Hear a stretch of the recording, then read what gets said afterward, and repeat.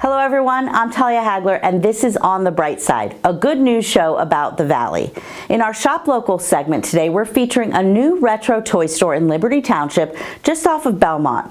One of the coolest things about Sweet Memories vintage teas, candies, and toys is regardless of what decade you grew up in, I can almost guarantee they'll have a toy there that you remember playing with as a kid.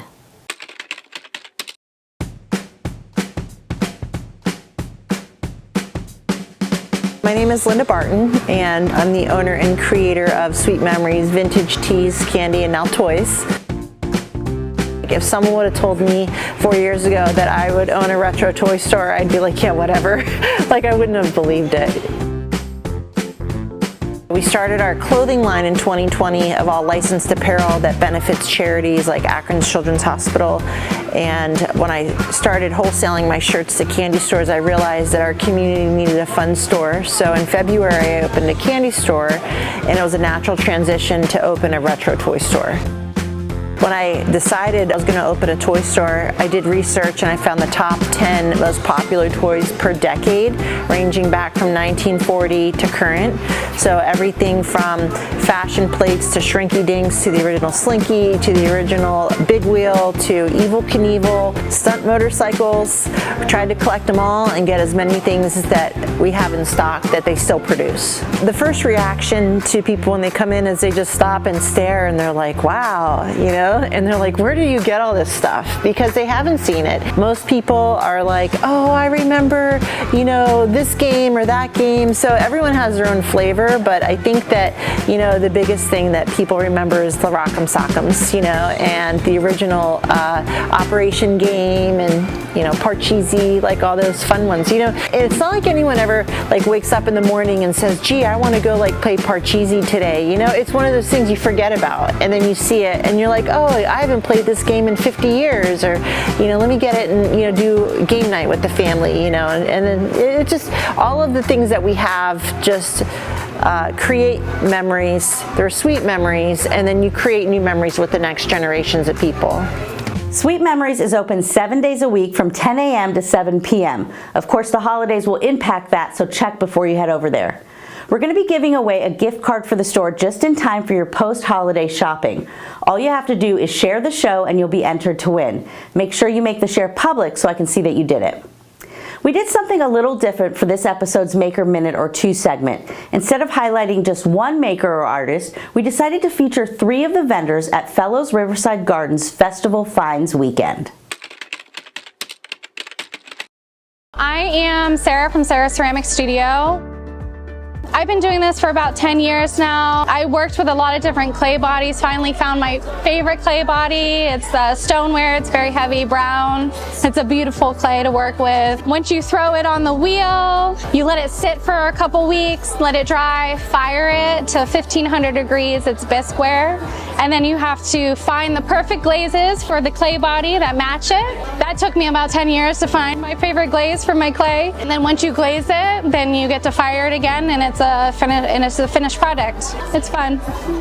Hi, I'm Rick Pedline with Red Metal Designs, and basically I just work in copper. I use copper sheets or copper pipe. I try to use reclaimed copper as much as possible.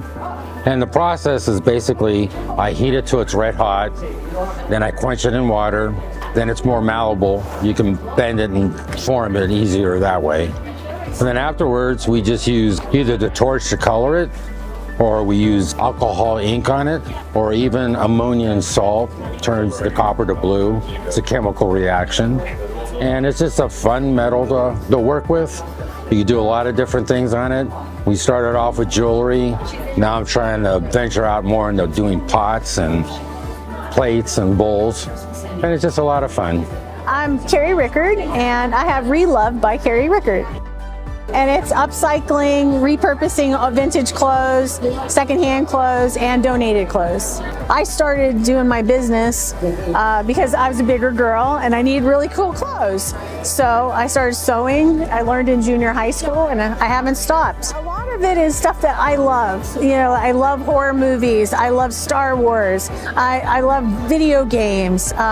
Going to concerts. So you need really cool clothes that are going to stand out at a concert. Skulls. If it's got a skull on it, I like it. So it's all like different versions of my life, and you see it on the rack. I also do tons of custom work. If you have something that you have at home, I can make things from what you already have.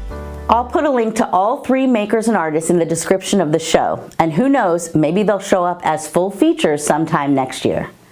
And now to our Doing Good in the Neighborhood segment, where we feature a local nonprofit. In this episode, we're highlighting Diva Donations. This incredible formal clothing closet has hundreds of dresses available to help take the financial burden off of families when homecoming and prom seasons roll around.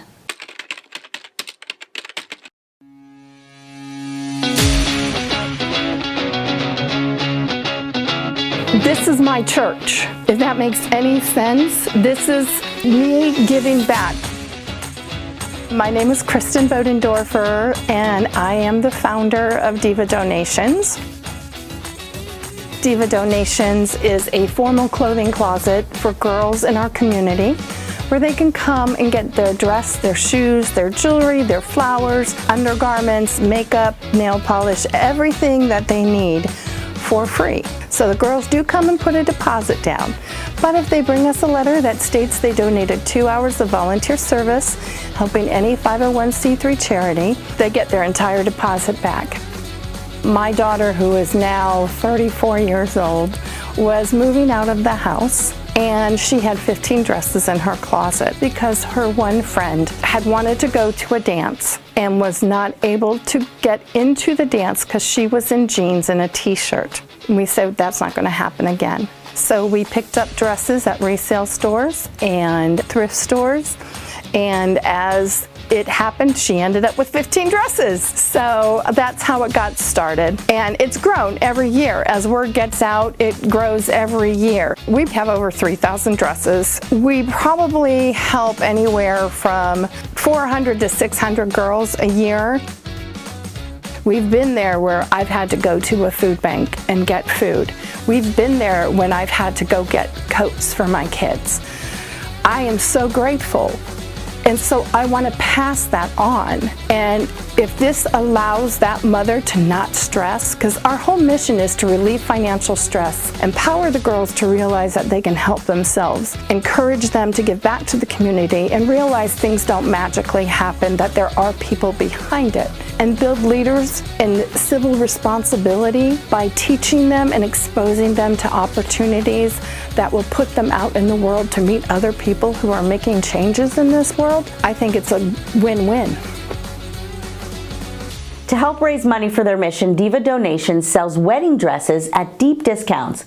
They also offer birthday parties for younger kids who get to play dress up and take pictures. For more information on all of that or to make a donation, check out their website, divadonations.com. Thank you so much for watching. We want to thank ECMSI for their support of this episode. We hope you have a wonderful holiday and a great new year. We'll see you in 2024. On the Bright Side is produced by Mahoning Valley Productions, where we tell your stories.